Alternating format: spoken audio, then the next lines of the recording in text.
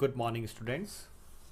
श्री रतनलाल कंवरलाल पाटनी राजकीय स्नातकोत्तर महाविद्यालय किशनगढ़ के YouTube channel CCE Raj Kishangarh पर आप सभी का स्वागत है। मैं महेंद्र कुमार वर्मा, सहायक आचार्य व्यावसायिक प्रशासन विभाग। स्टूडेंट्स, आज का ये video lecture BCom part second के पेपर बिजनेस मैनेजमेंट के paper second fundamental of entrepreneurship यानी कि उद्यमिता के आधारभूत तत्व के ऊपर है। आज के इस वीडियो लेक्चर में हम उद्यम पूंजी एवं आवश्यक प्रलेख यानी कि venture capital and required document के ऊपर कर रहे हैं और इस टॉपिक पर यह हमारा तीसरा वीडियो लेक्चर है। आज के इस वीडियो लेक्चर में हम आवश्यक प्रलेख व्यावसायिक योजना के लिए यानी कि एसेंशियल डॉक्यूमेंट्स बिजनेस प्लान के लिए क्या क्या रिक्वायर्ड होते हैं उसके ऊपर डिस्कस कर रहे हैं। तो जैसा कि आप देख रहे हैं स्लाइड पे कि उद्यम पूंजी निवेश की प्रक्रिया में दो प्रमुख प्रलेख होते हैं जो निम्नानुसार है। एक है व्यावसायिक योजना और दूसरा है निवेश अनुबंध। तो स्टूडेंट, आज के इस वीडियो में हम व्यावसायिक योजना के ऊपर डिस्कस कर रहे हैं। व्यावसायिक योजना एक लिखित एवं औपचारिक प्रलेख है जिसमें उद्यमी के सपने तथा उसे साकार करने हेतु आवश्यक प्रयासों, क्रियाओं एवं संसाधनों का उल्लेख होता है। प्रसिद्ध विद्वान हिजरिच तथा पीटर्स ने थोड़ा तकनीकी रूप में इसको लिखते हुए कहा है कि व्यावसायिक योजना वह लिखित प्रलेख है जिसमें नए उपक्रम को प्रारंभ करने से संबंधित सभी आंतरिक एवं बाह्य घटकों तथा व्यू रचनाओं का उल्लेख होता है। यानी कोई नई फर्म स्टार्ट होती है, कोई नई कंपनी स्टार्ट होती है या कोई नया उपक्रम स्टार्ट होता है तो उससे संबंधित सभी आंतरिक एवं बाह्य यानी कि इंटरनल एंड एक्सटर्नल जो एलिमेंट्स हैं और व्यू रचनाएं यानी कि जो उनके ऑनर्स हैं क्या क्या स्ट्रेटेजीज अपनाते हैं उन व्यू रचनाओं का उल्लेख व्यावसायिक योजना में होता है। स्टूडेंट, योजना की जो विषय वस्तु होती है उसे कवर करने के लिए जैसे प्रारंभिक पृष्ठ एवं सूचनाएं अगर हम बात करें तो कवर पेज जिस पर उपक्रम या संस्था या कंपनी का नाम एवं पता दिया जाता है। सेकेंड बिंदु में हम बात करें तो प्रथम पृष्ठ जिसमें योजना प्रलेख की पृष्ठवार विषय सूची को दिया जाता है। तो हम यहाँ विषय सामग्री जो योजना प्रलेख में अंकित की जाती है विभिन्न खंडों में हम यहाँ पर बात कर रहे हैं। तो खंड फर्स्ट में हम अगर बात करें यानी कार्यकारी एग्जीक्यूटिव सारांश यानी कार्यकारी जो सारांश है जिसमें उपक्रम या कंपनी का नाम, पता, संपर्क सूत्र होता है। फिर कंपनी के प्रमुख व्यक्तियों के नाम, पते एवं संपर्क सूत्र। तीसरा पॉइंट है व्यवसाय एवं उसके उत्पादों, सेवाओं आदि का संक्षिप्त परिचय। फोर्थ पॉइंट है उत्पाद सेवाओं के बाजार का विहंगम दृश्य। संस्था कंपनी की वित्तीय स्थिति का संक्षिप्त विवरण। संस्था कंपनी द्वारा अपेक्षित वित्तीय सहायता एवं उसका उपयोग क्षेत्र।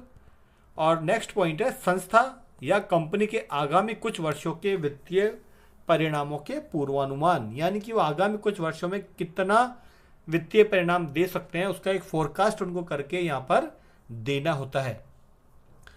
खंड सेकंड की अगर हम बात करें तो उसमें उपक्रम के उद्देश्य और लक्ष्य दर्शाए जाते हैं जिसमें उद्यमी की उपक्रम के संबंध में अंतर्दृष्टि या स्वप्न यानी कि वो क्या सोचता है अपने उपक्रम को लेकर और उसने क्या क्या सपने उसके लिए देख रखे हैं उसकी एक रूपरेखा। सेकंड पॉइंट है उपक्रम की स्थापना के अल्पकालीन एवं दीर्घकालीन उद्देश्य यानी कि संस्था ने क्या उद्देश्य अल्पकाल के लिए और दीर्घकाल के लिए निश्चित किए हैं और किन उद्देश्य को प्राप्त करने के लिए कार्य करेंगे। थर्ड पॉइंट है उपक्रम के सिद्धांत एवं मूल्य यानी कि किन किन सिद्धांतों को उपक्रम में अपनाया जाएगा और मूल्य यानी कि पॉलिसीज के वो क्या मतलब अपने जो डिसाइड करेंगे नैतिक मूल्य उन पर वो अपना कार्य आगे बढ़ाएंगे। खंड थर्ड में अगर बात करें इसमें संस्था का इतिहास शामिल किया जाता है जिसमें संस्था की स्थापना अगर पहले से कोई संस्था विद्यमान है तो संस्था की वित्तीय एवं परिचालन स्थिति का पिछले कुछ वर्षों का विवरण। और थर्ड पॉइंट आता है पिछले कुछ वर्षों की महत्वपूर्ण उपलब्धियां यानी कि संस्था का इतिहास। इसमें वो संस्थाएं शामिल होंगी जो पहले से विद्यमान है और अब कोई अपडेशन या उसका विस्तार करने की कोई बात की जा रही है। खंड 4 में अगर हम बात करें उद्योग या बाजार विश्लेषण में तो इसमें सबसे पहला पॉइंट आता है संपूर्ण उद्योग या बाजार का परिदृश्य, यानी कि वे उनका उद्योग किस बाजार पर डिपेंडेंट है या उसका बाजार का क्षेत्र क्या है। विशिष्ट बाजार परिदृश्य जिसमें संस्था को प्रत्यक्ष रूप से कार्य करना है। थर्ड पॉइंट है बाजार उद्योग में विद्यमान प्रतिस्पर्धा की स्थिति। फोर्थ पॉइंट है बाजार उद्योग के विकास की स्थिति एवं गति। फिफ्थ पॉइंट है बाजार उद्योग को प्रभावित करने वाले वातावरण के प्रमुख घटक। नेक्स्ट पॉइंट है बाजार उद्योग के संबंध में पूर्वानुमान, यानी कि नए जो बाजार है उसके संबंध में उनके क्या फोरकास्ट हैं। खंड फिफ्थ में अगर हम बात करें तो नए उपक्रम का विवरण इसमें दिया जाता है, जैसे नए उपक्रम के उत्पाद और सेवाएं, यानी कि जो उपक्रम जो भी स्थापित होने वाला है वो किन उत्पाद के ऊपर कार्य करेगा या कौन सी सर्विसेज वो अपने ग्राहकों को देगा। नए उपक्रम का आकार कि उपक्रम का आकार छोटा है, बड़ा है, मध्यम आकार का है। नए उपक्रम के कार्यालय के उपकरण तथा कर्मचारी के नए उपक्रम का जो कार्यालय होगा उसमें कौन कौन से उपकरण हैं और वे कर्मचारी कौन कौन से हैं। उद्यमी की पृष्ठभूमि, यानी कि जो उपक्रम की स्थापना कर रहा है उसकी पृष्ठभूमि क्या है, वो एंटरप्रेन्योर है, नया उद्यमी है या पूर्व में भी वो उद्यम की पृष्ठभूमि से जुड़ा हुआ है।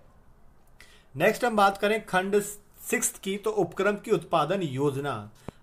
इस खंड में उपक्रम जो उद्यमी है उसको उपक्रम की उत्पादन योजना का उल्लेख करना होता है, जिसमें पहला पॉइंट है उत्पादन प्रक्रिया की लागत कि उसमें लागत क्या आएगी। सेकंड पॉइंट है उत्पादन हेतु संयंत्र, मशीनें एवं उपकरण कौन कौन से होंगे। थर्ड पॉइंट है इनके आपूर्तिकर्ताओं के नाम एवं पते, यानी कि वो किन किन से रॉ मटेरियल लेंगे उनके नाम एवं पते। फोर्थ पॉइंट है उत्पादन सामग्री एवं उनके आपूर्तिकर्ताओं के नाम एवं पते। फिफ्थ पॉइंट है उत्पादों की गुणवत्ता के संरक्षण हेतु उपाय। और सिक्स्थ पॉइंट है उत्पादन संयंत्र की भौगोलिक स्थिति, यानी कि जब जहाँ वो प्रोडक्शन करेंगे, जहाँ उनका प्लांट लगा है उसकी भौगोलिक स्थिति कैसी है। नेक्स्ट जो सेवंथ जो अगर खंड या उसकी बात करें हम तो उसमें है विपणन योजना, यानी कि वो मार्केटिंग प्लानिंग उनकी क्या होगी अपने उत्पाद या सेवा को ग्राहकों तक पहुंचाने के लिए। इसमें जो पहला पॉइंट है उसमें हम बात करें तो लक्ष्य बाजार है, उसमें ग्राहकों की स्थिति एवं प्रकृति, यानी कि जो टारगेटेड उनके मार्केट है उनमें ग्राहकों की स्थिति क्या है और उन ग्राहकों की प्रकृति कैसी है। बाजार का आकार कैसा है, यानी कि बाजार छोटा है, बड़ा है, स्थानीय है, राज्य स्तरीय है या राष्ट्रीय स्तरीय या अंतर्राष्ट्रीय स्तरीय। थर्ड पॉइंट है लक्ष्य बाजार की प्रवृत्तियां कि उस बाजार में क्या क्या ट्रेंड्स चल रहे हैं। फोर्थ पॉइंट है संवर्धनात्मक साधनों के उपयोग की व्यू रचना, यानी कि प्रमोशनल एक्टिविटीज के रिगार्डिंग उनकी क्या व्यू रचना है। मूल्य संबंधी व्यू रचना एवं नीति, यानी कि किन नीतियों को अपनाकर वो अपने मूल्य निर्धारित करेंगे अपने उत्पाद और अपनी सेवाओं के। अगला पॉइंट है मध्यस्थों के संबंध में नीति एवं व्यू रचना कि क्या उनकी नीतियां व्यू रचना रहेगी। नेक्स्ट पॉइंट है बाजार मांग का पूर्वानुमान, यानी कि बाजार में उसके उत्पाद या सेवा का कितना पूर्वानुमान है। नेक्स्ट अगर हम बात करें खंड आठ की, तो उसमें है संगठनात्मक प्रबंध योजना। खंड 8 में अगर हम बात करें संगठनात्मक एवं प्रबंध योजना, जिसके पहले पॉइंट में है स्वामित्व का प्रारूप। सेकंड पॉइंट है प्रमुख उद्यमी एवं उसके साझेदार या सहयोगी। थर्ड पॉइंट है उद्यमी एवं साझेदारों का पूंजी सहयोग। नेक्स्ट पॉइंट है उपक्रम का उच्च प्रबंध वर्ग। और फिफ्थ पॉइंट है संस्था में मानव संसाधन का भावी स्वरूप, यानी कि ये जो 5 पॉइंट है ये किसी भी संगठन की प्रबंध योजना और उसका संगठन का प्रारूप कैसा होगा, उसका ढांचा कैसे होगा, उसके ऊपर ये खंड 8 है। खंड 9 की हम बात करें तो जोखिम का आकलन, इस पे पहला पॉइंट है उपक्रम में निहित जोखिम, उपक्रम की कमियां।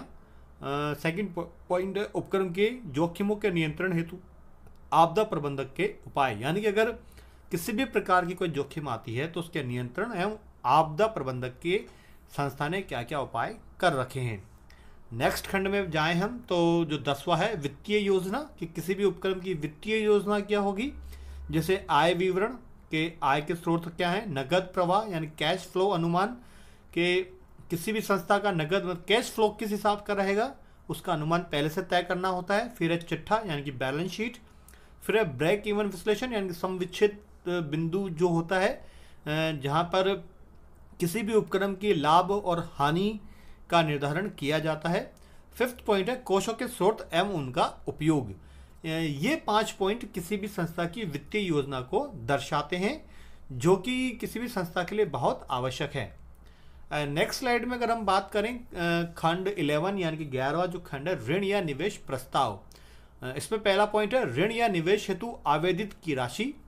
सेकंड पॉइंट है कोषों का प्रस्तावित उपयोग। थर्ड पॉइंट है ऋणों के पुनर्भुगतान की अनुसूची।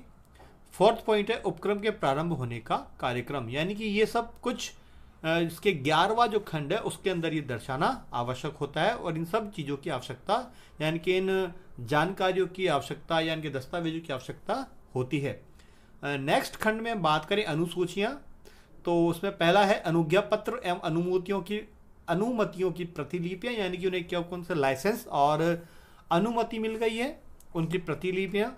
बाजार अनुसंधान संबंधी समक, और थर्ड पॉइंट है महत्वपूर्ण अनुबंधों की प्रतियां तथा ऐसे ही अन्य प्रलेख। यानी कि इसमें अनुसूचियों में कंपनी के या उपक्रम के साथ जो उन्होंने लाइसेंस हासिल किया है, कहीं से उनको एक्सेप्टेंस मिल गई है, अनुमति मिल गई है कार्य करने की, बाजार अनुसंधान उन्होंने क्या क्या किए हैं उससे रिगार्डिंग जो भी उसके बाद आंकड़े हैं, डेटा हैं, उनको रिप्रेजेंट करना होता है।